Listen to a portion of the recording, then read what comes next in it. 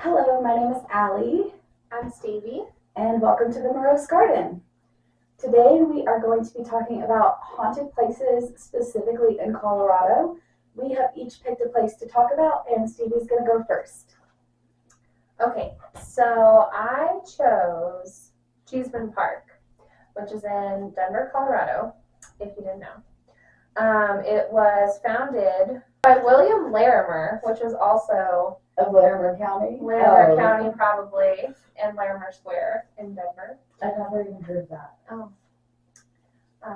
It's in the, like, what do they call that? It's named something different now, like the low high, or the... Oh, You know what I'm talking low about? high. Yeah. Rhino. Yeah. Who knows? Rhino Everything's District.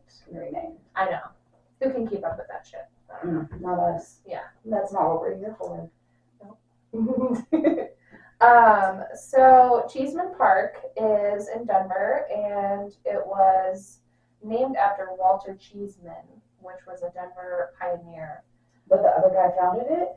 Yes. So he was like the town founder. And Okay. He had like, he was very, Walter Cheesman. Like the founder of Denver? Yes. Okay. So he was very like good friends with Oh, Walter. okay. So he like named the They were park. roommates. Yes. I mean, did you do enough research to know if they were roommates? No. Oh, okay. Unfortunately, no. That's okay. I wish I knew more about their personal life now. You named a whole park after this guy? I know. There was something going on kind there. of a big deal. It's kind of a lot. Okay, go ahead. Big fucking deal. Okay, so it's 80 acres in total, which is fucking massive. That's a lot. Yeah. For like the middle of the city, or to be in the city at all? Yeah. Okay, sorry. That's huge. No, I know. I was shocked by that too. It was Denver's first cemetery, and it was a boom Hold town. on. You're not going to just drive past this being Denver's first cemetery. It was, so this guy dedicated a cemetery to his roommate. Yes, but it's now called Cheesman Park. Was it a cemetery when it was founded? Yes. So the guy founded it as a cemetery for his roommate? Maybe they weren't friends. Maybe they were enemies. More or less, yes, but it was like not looked at as a cemetery at first. And so when he first opened it, it was a park. Then shit hit the fan and it became a cemetery. Yes. And somehow it's a park again now. Yes. Shady business. Yeah. But Shady aftermath. I don't know if we can say that. Cut it out. Okay. So that was in the boomtown days of the gold rush. So Okay. that was going on. And it was originally named Mount Prospect Cemetery before it became Cheesman Park eventually. And the first person. So this guy literally took a cemetery that was already established as a cemetery. I didn't see why they decided to name it Mount Prospect, but just that was like the name that came to be as like the first one. It definitely gets some other Probably because names. of prospectors that died and were buried there. Yeah, And maybe their heaven would be like to be in a mountain because, maybe. you know, they're prospectors. And Well, how the turntables, you will see. okay. So the first person to be buried there was named Abraham Kay. He was buried on March 20th, 1859. Okay. So That wasn't actually that long ago. I mean, it was like 200 years ago almost, but it wasn't Yeah. like that long ago. I know. Like it doesn't, yeah. And he died of a lung infection, which, Like emphysema, yeah, probably smoke. bronchitis, whatever the fuck I have right now. Yeah. Just a standard sinus infection. Moved to his lungs and he's gone. Just What did gone. I say last time? He was Anything could kill you back then. honestly, and it didn't say how old he was, so I mean, Probably young. yeah. And if he was He mining, survived like 27. he was very old at 27. No, he must have been 15 if he was already working. So after he was buried there, they were like, oh shit, we should probably like just keep doing this, you know? Like let's just keep it going. Why the hell not? And so Put everybody there. That guy loves it. yeah. He hasn't had a single complaint since he died. He's just, you This is know, a good spot. kick the bucket. He's just chilling hard. So Oh gosh. Oh gosh. I need a drink after that. I know. Take a hot break. Mm-hmm.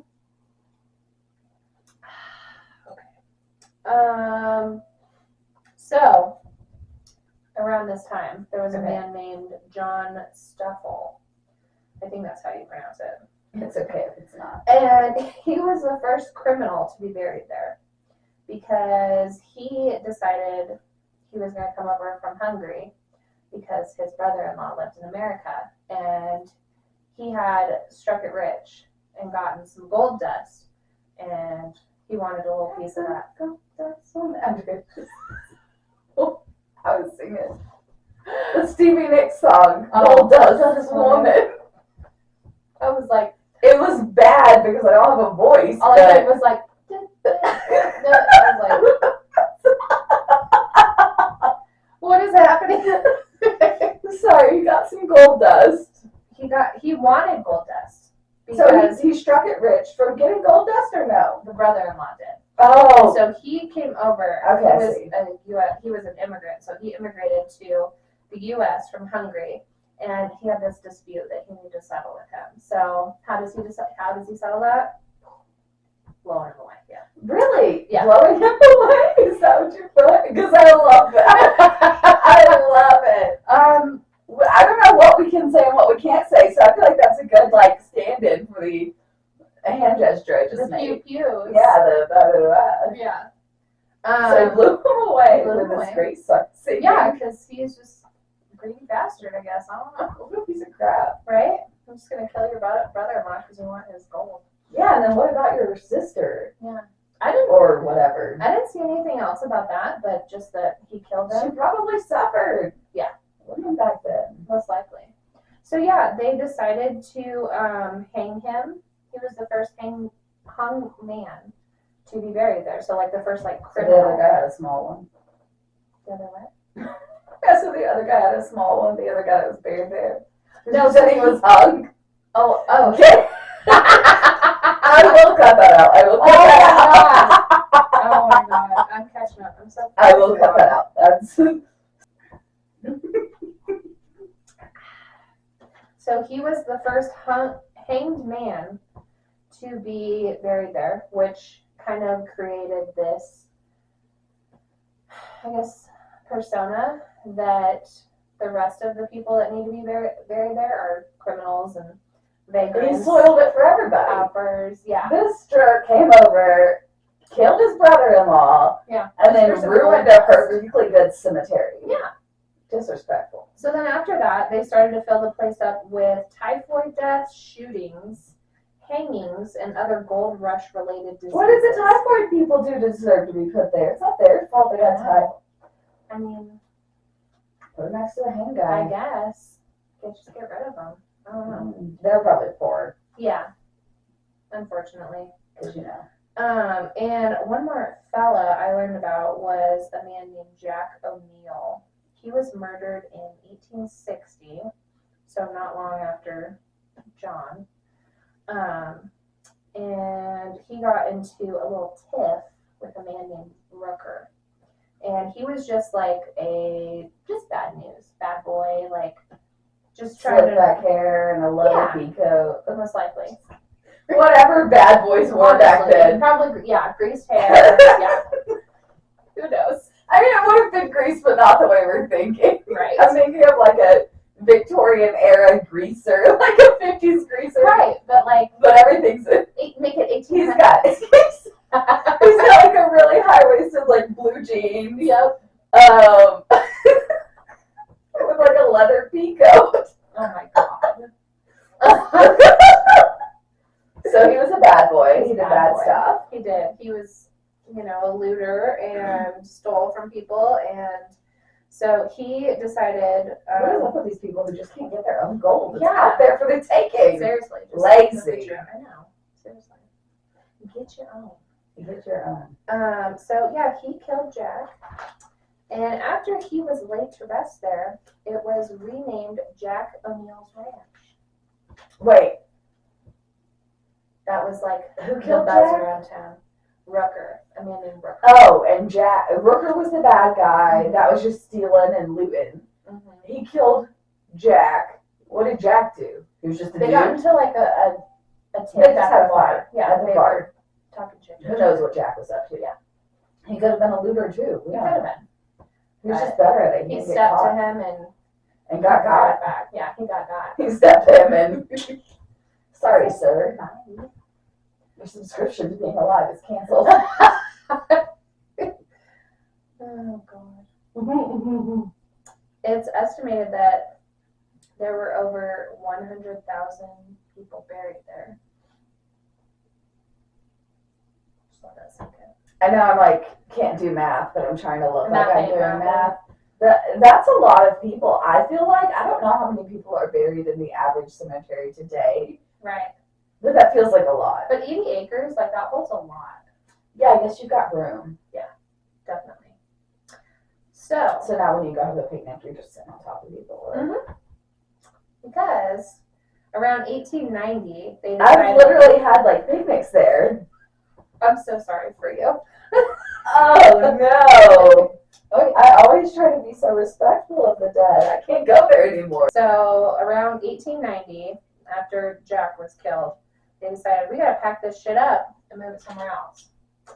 Fair. We're gonna make it into a park, right? Like what? Okay, so we're gonna move all the bodies out and turn this into a park. Right, because that's not disrespectful or anything, right? To them. Just throw them to the side. If Yeah. you lose a finger in the mess, no big deal. Right. Or an Right. entire person, Yeah. or everyone that's in the Because they're graveyard. all just That's probably criminals what and happened. vagrants and what have you. Yeah, so they're moving them, but they still have like over 5,000 left to move, give or take. So they did move some of them, They did. which is shocking to me because I would have thought they just moved the headstones and be like, eh. No, so there was a lot of like family and stuff that Okay, they were that trying made to sure be they moved. respectful, But yeah, but since a lot of the people were criminals, they didn't have. the vagrants got left. Yes, they got left. So That's who haunts it. oh yeah, All the losers. Yep. The worst of the worst. Okay. Makes Okay, I sense, get it right? now. Yeah, they got nothing better to do. Yeah. All they did in their They're life stuck was there, loot, so. and now they gotta loot some more. So their wallet goes missing in Cheesman Park. right.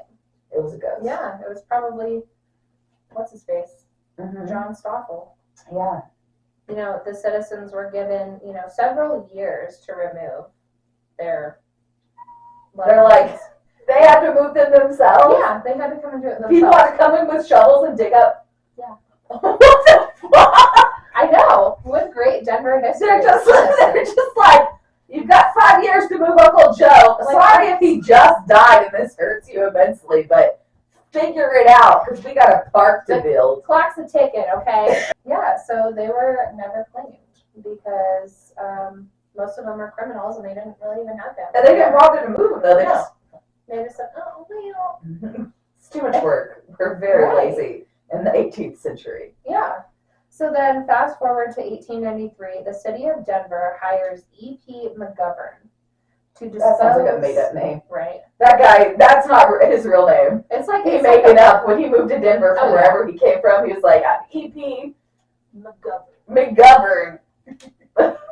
That sounds like some like P.T. Barnum. That's what it Absolutely made up. Yes. Yes. I mean, This is his show name. It's not his real name. Right.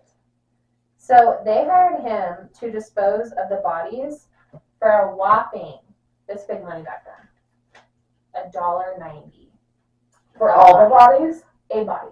I get why he didn't move them. But he did. He moved all 5,000 of them that were left. Well, Homeboy was a con man. Did he sell them to a medical school? Oh God, no. I don't He think should have. I don't No think it's at way. that point in history where they have like Definitely they were, but You there think probably so? wasn't a medical school out here because it was all a bunch of vagrants and criminals. moonshiners. And, yeah. I mean, not moonshiners, but gold miners. Minors, yeah. Yeah. Okay.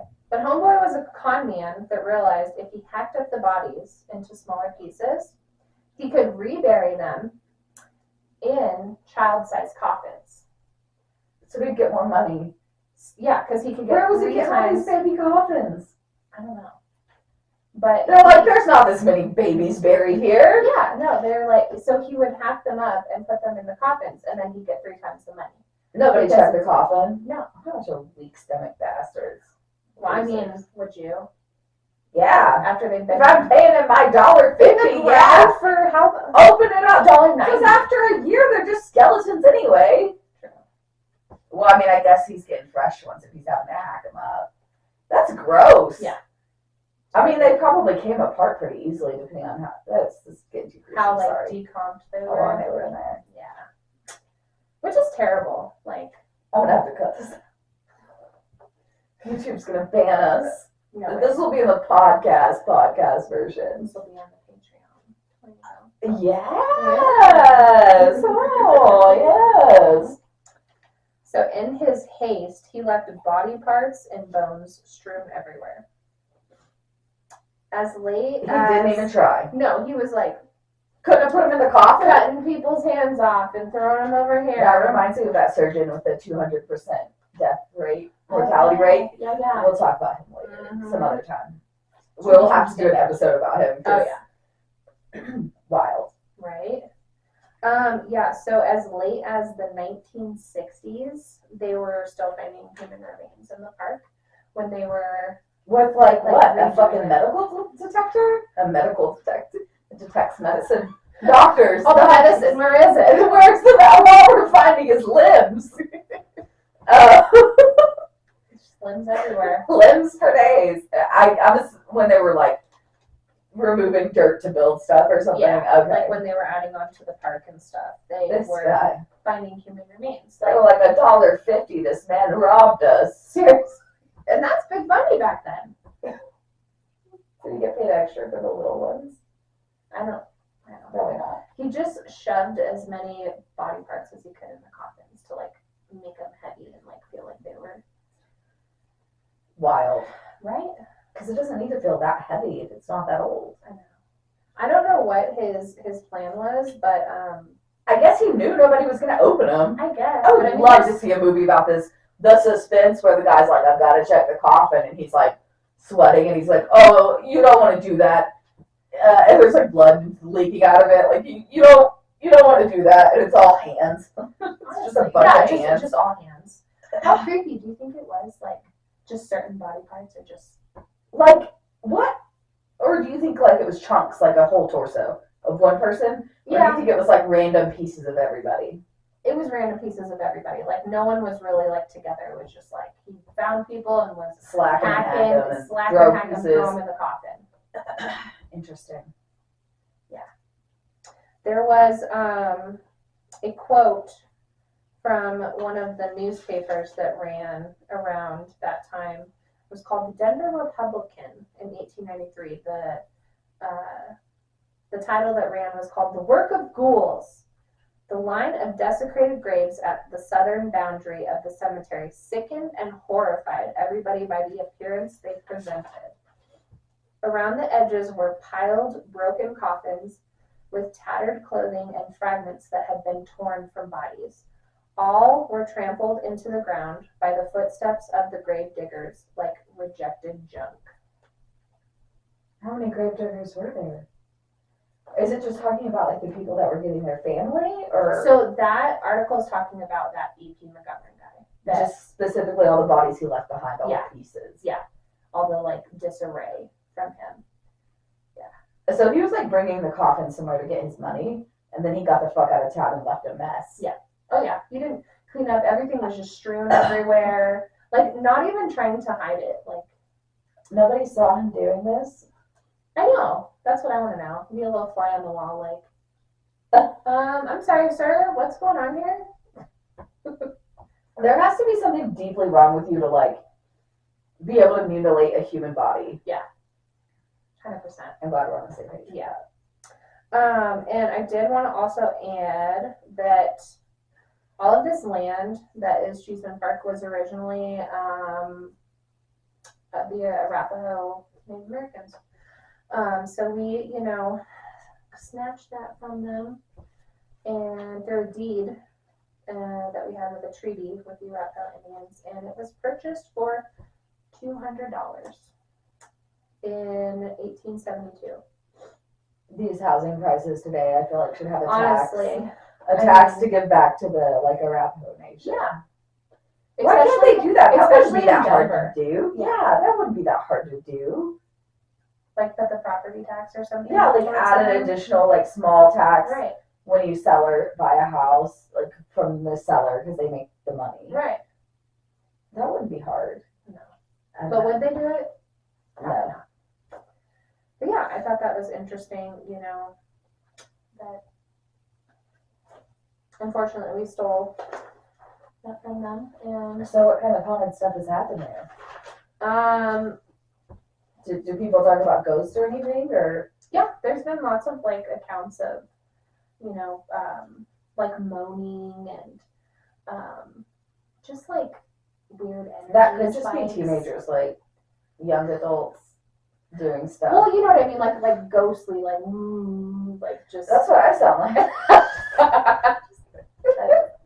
Well, you know, Cutting that out. Just like pain, like the sound of like pain and just unsettled and yeah, because they were literally like Just laid there up from the ground. and just dug up and they're Flopped around. yeah, cut up and not ever able to rest. I think it's terrible. Yeah. I just don't understand why you didn't want to blow your nose on camera. So I'm going to talk about the haunted Hotel Colorado, and not the Hotel California, the Hotel Colorado. So in we go. Okay. Walter Boucher Devereaux. It's like Bouchier, but I'm pretty sure that's pronounced Boucher. Boucher. Bobby Boucher. You can do it! So Walter Boucher, not the water boy, though you could call him that, was an Ivy League trained or educated mining engineer. He found himself working for a silver company Like in silver mining? Aspen. Yeah, he was actually running like the, Ooh. what do they call it? I didn't write it down because I didn't think it would be important. But it's like a boiler. Obviously it was. It's like a boiler or something where they like What a is it? smelter. Smelter? Swelter? No, smelter. It's not a I don't know swelter. what It's that a is. smelter. It's where they melt the metal. Okay. Correct me if I'm wrong in the comments. Maybe we'll get a comment this time, Right. instead of just views. Someone tell me I'm wrong. Please. Anyway, so he got rich off of that somehow. Maybe he found some silver. It doesn't really specify. And he opened up a hot spring pool in Glenwood, Colorado in 1988. Oh, So probably one of the first. Glenwood Springs. It doesn't say that though, so I could be wrong. Mm-hmm. He did, however, form the Glenwood Light and Water Company, which was a hydroelectric power plant that he helped to build. And it made Glenwood one of the first cities or towns in the United States to have power, even before New York City. Wow. Glenwood Springs, Colorado, or That's Glenwood, Colorado. Glenwood Springs. I mean, It doesn't say Springs though, it was just Glenwood. I think it used to be Glenwood and then it became Glenwood Springs. Late years. Anyway, one of the first places to have power. So he's like the XL Energy of. Yeah, except 80s? probably not quite as awful. Right. Honestly. So all of that was going so well for him, he decided to build a hotel spa situation to go with his pool Mm-hmm. so that he could attract the type of clientele he wanted for his pool. And so this spa had to be over the top. I have a question about the spa. Go ahead. Did he like things that smelled awful?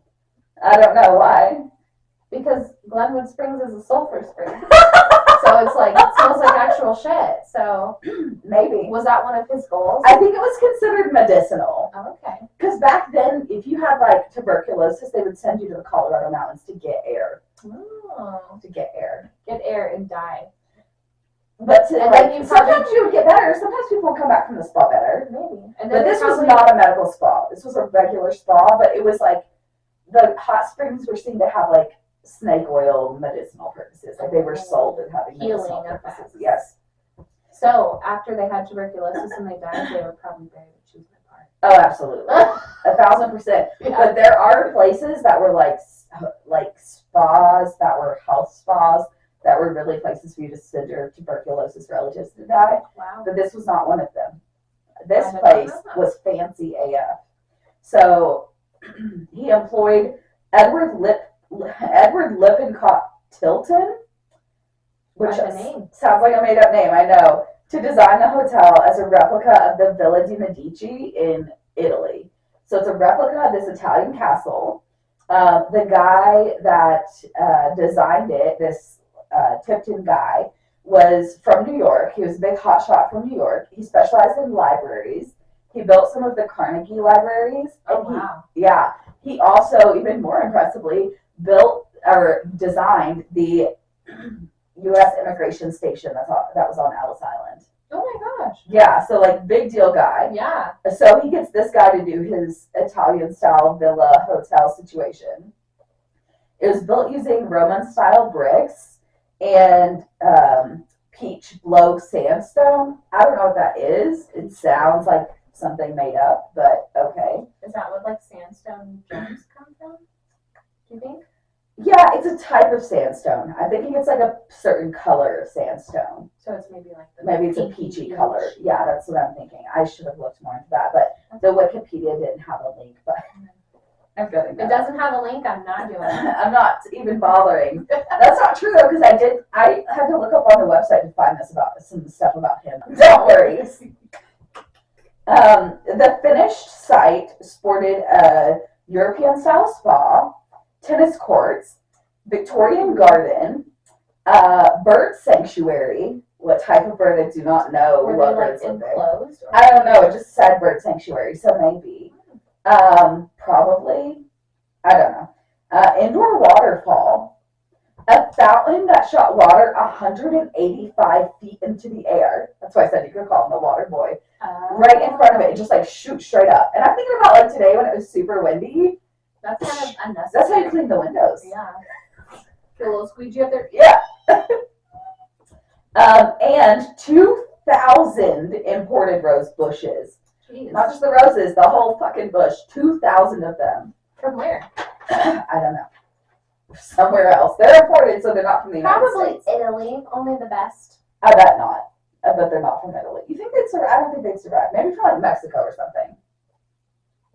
I don't know. I bet they were imported from Mexico.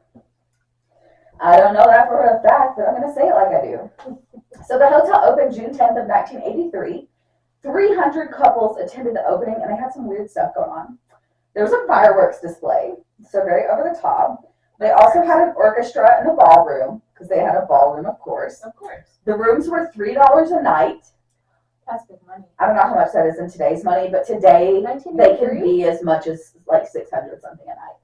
But you can get ones for cheaper. But the one I want to stay in, because I really want to go here, is like almost $700 a night. And I'm like, ugh, let my podcast take off. Right? Let's go. And they had a midnight dining. It didn't say midnight dinner. It didn't say if it was like a midnight snack or like a full-on sit-down dinner. Mm-hmm. But there was food going on at midnight. So that was very interesting. I was like, is this normal? I didn't look more into midnight it though. Snack. Yeah, maybe before they send you home. Or maybe they're partying until 6 in the morning. Because how often do you get to do something like this in the 1800s? Yeah. I imagine. Oh, it's the 1800s. Yeah, 1893. What did you think I said? You said 1983. I did say 1983. Oh, that's when the hotel was. No, it's 1883. I wrote down 1983. Oh. It's 1883. Have I been saying 19 this whole time? Yeah. Well, it's 18. Sorry. 1883. $3 a night in 1993. That's why I was like, wait. I was like, I mean, that wasn't that long ago. Inflation's really fucked us. 18. I put 19. I don't know. I get it. 1893. Okay. Several gangsters stayed there, including Al Capone, who is said to have potentially used the elevator that's in there because it's several stories plus a basement. He's said to have used the elevator that was used to move work equipment up and down from the basement to like as an escape route on more than one occasion. Ooh. Supposedly. Because he was getting some heat. Yeah, he's Al Capone. They were trying to shoot him, but I guess whatever. The hotel was lovingly termed the White House of the West because Theodore Roosevelt stayed there during one or more hunting trips. He stayed there for at least 3 weeks one time, and that is when he was supposedly presented with the first ever teddy bear. Oh. Because he is where teddy bears come from. Teddy, yeah. It was made out of like leftover Wood. scraps of luxury material. No, it was not made out of wood. Let me cuddle this wooden teddy bear. That would have just been a regular bear. Apparently he was miffed because he didn't get anything good on his hunting trip, which is probably for the best. Miffed? Yeah, he was like sad. Oh. He was like I've never disappointed. heard that term. Really? No. Oh no, it's a thing. Myth. I didn't just make that up. That's a term. It's just news to me. And so he was the 26th president. He stayed there for a while. Ignore what I just said because I'm actually going to cut that out and leave the original. Okay. We'll start over with William Howard Taft's bitch ass. Bitch ass. Which I will leave in. William Howard Taft, number 27 president, stayed there as well. And the 31st president, fuck this guy, Herbert Hoover, spoke at a luncheon there, but that was in 1939, which was after he was president. Again, fuck that guy. Yeah. In 1942, the hotel was leased to U.S. Navy as a hospital. Weird. Why? Because of World War II. Oh. But why was it in Colorado? The Navy is in the water. Yeah, I don't understand that either. Well, we have a lot of like bases. I guess, but like. And we probably did back the then, Navy? too. Coast Guard? Like with, no? It was not. No, it's the U.S. Navy, the Navy. Oh. It served over 6,500 patients between 1943 and 1945. That's So a it lot. was only a couple of years. Yeah. The basement served as a morgue and a crematorium during this time. No wonder And shit's going on. right? The elevator I was talking about, that's how they transferred the bodies to the basement. Love that. So Al Capone escaped there. People's souls escaped there. Being smarter, not harder. Exactly. Who's carrying that? Nobody's carrying that down the stairs. Hell no. Absolutely not. So, they do say that it still holds some residual spirits from this time. Oh, yeah. One of which is named Bobby. And the stories about her differ. She was either a chambermaid or a nurse at the hospital during World War II. But she was killed at the hospital, at the hotel. Mm-hmm. And the stories again differ about whether or not she was in a love triangle, or whether or not she was having an affair on her partner, or if she was actually just a victim of unrequited love, where this guy was obsessed with her and she wasn't interested in him, and then him and a buddy killed her. Either way, there were two guys involved, and there was her. She was killed, and apparently you can still hear her screams. That's terrible. Yeah. And Bobby. I know, right? The two men were supposedly shipped off to like restation to cover up the murder, but Of course.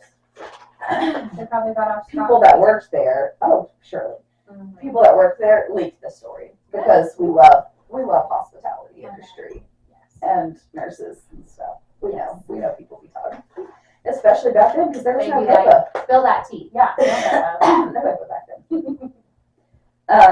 While the hospital was decommissioned in 1946, Bobby's favorite perfume, which was gardenia, I guess a lot of people said is that's what the smell was. It's not in production anymore. But you can still smell it near her favorite table in the dining room and also near the buffet, which is what I would do if I was dead too. Yeah. Honey, You can smell my. I'm here to eat. Yeah. I don't care about a buffet line. You're smelling me in the buffet line. And then Don't mind if I do. right? I need some of this dessert. Thank you.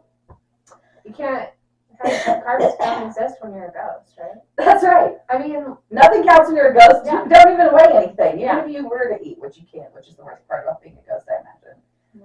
Maybe she's just lingering there, sadly wishing she could eat something off the book. That is heartbreaking. I don't want to think I don't that. like that. I like. I the don't think first she's one. eating ghost food. Yeah, she's living. She's like picking up a ghost version of food. Yeah. It's the food's soul. Yes. And then when you eat the food and it has no flavor, it's because she ate the soul out of it. Mm-hmm.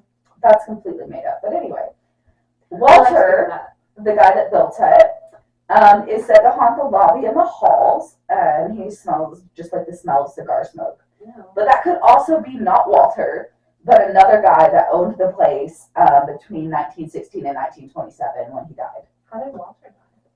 I don't know. but he sold it to E. Lucas, and then E. Lucas. Yeah, we got What's these. with all of these? It was a thing to do back then. Nobody goes by their first name in the 1800s. It's probably like their and first early name 1900s. and their Middle name. Middle name. First initial, middle initial, last name. So what was it, like Earl? I don't know. It just said Earlson. It just said E. I don't know. Earl Earlson Lucas, the third. There you go. No, but it's unclear as to whether or not it's Walter that's smoking the cigars in the lobby or Lucas that's smoking the cigars in the lobby. But somebody is smoking in a non-smoking hotel, and they are getting a fine for that. Yeah. Straight to jail. You know who Molly Brown is? Oh, yeah. The unsinkable Molly Brown. Of course. Stayed there as well. Her suite is number 661 in the Bell Tower. Ooh. I know, I thought it was so fun. This suite is said to be haunted by a woman. It's not specifically said that it's her, but I personally like to think that maybe it is. Mm-hmm. But she stands over the bed while guests are sleeping and may or may not close the windows if you leave them open when you leave the room. So she just like stands over and watches you? She's watching you sleep and she's making sure you don't run up the electric bill. She's truly chill. I want to stay there so bad. I mean, I don't know if I'd be chill with her like hovering over me. Also, if I'm sleeping with the window open and it suddenly closes, and then I open my eyes and there's a ghost standing over me, well, I'm obviously going to be like, okay, I guess ghosts are real, like for real. Right. But also, like, can you open that window back up? Because it's hot in here. In here. I don't think there's air conditioning. I don't know, maybe there is. I didn't look on the site, but there probably is. But I saw the rooms and they are gorgeous. Oh, I'm sure. Speaking of which, in room 551, a ghost picked out the wallpaper that is still in there today. What? They tried to remodel the hotel and they put up the wallpaper, and the next day they came and it was all neatly rolled on the floor. So they did it again, and the next day they came, it was all neatly rolled on the floor. But they're so polite. So they neatly put it away. Yeah, so they let them pick the wallpaper. They put a few samples on the bed. The next day when they came in, the sample that was still on the bed and not on the floor is the one they put up in the walls. Oh my, and it didn't get torn down. So that's the one the ghost picked. That was the one I wanted. Thank you. They're like, thanks for giving me an option. That other shit was hideous. I can't leave this room. I'm not going to look at those walls.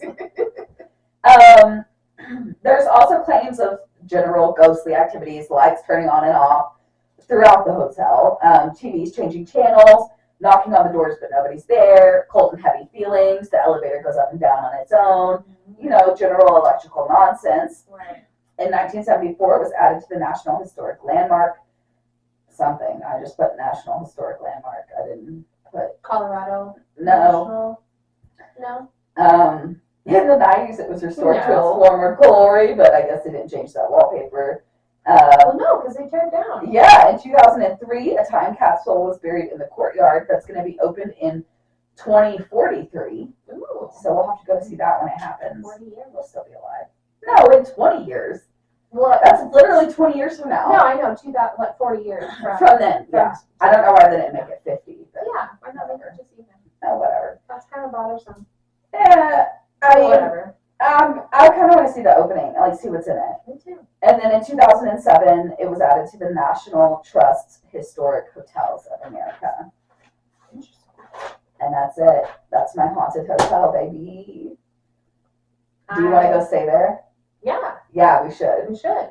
We got to get Molly Brown's suite, and Theodore Roosevelt has his own suite in one of the towers too. Of course he does. Yeah, he's the president. Yeah. Or was. Was the president. He's dead now. He does go now. Very much no longer with us. All right. right. We did it. We did it. Oh, we should say bye or something. Let's clink. Yes. I have nothing in my glass. That's bad luck. Oh, it is. To toast an empty glass. I did not know that. I should have put that into the mic. Okay. What are we toasting to? Our Them second ghosts. podcast, and them ghosts, baby. Them ghosts, baby! Colorado's haunted as shit. Yeah, it was honestly difficult for me to pick a location. Yeah, because there's so many. Alrighty. We'll see you next time. Okay, what did you do? Finger gun?